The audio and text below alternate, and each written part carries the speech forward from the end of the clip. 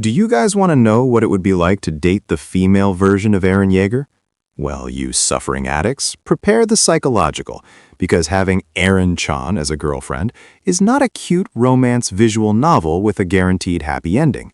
It is a direct dive into an abyss of obsession, trauma, and an uncontrollable desire to set the world on fire just to see what happens.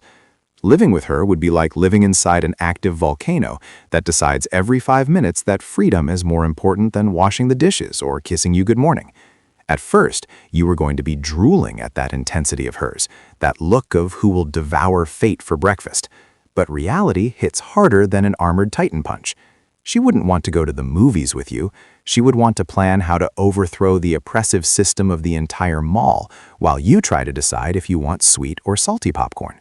The routine would be based on existential discussions about why the world is a prison and how the two of you are someone's cattle. And if you dared to suggest that she relax a little, she would look at you with that deep contempt that would make your cock shrink more than in an ice bath.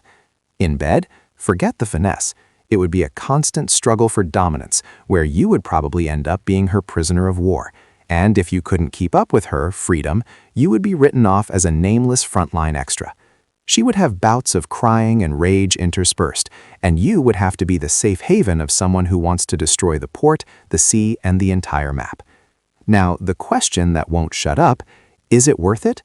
If you're a masochist who seeks a higher purpose and doesn't mind having your mental stability shredded by a war goddess with abandonment issues, maybe you'll find grace in this disgrace. But being honest with you wankers who can't take 2 minutes of real conversation without stuttering, you wouldn't last a week. She's too much sand for that boring little truck of yours, and in the end, she'd leave you behind in the name of an ideal you'll never understand, leaving you with only trauma and a collection of torn shirts. It's an intense, raw, and probably fatal experience for your spirit, so if you cherish your little bit of sanity, stick to hentai, even though it's safer for your paper heart.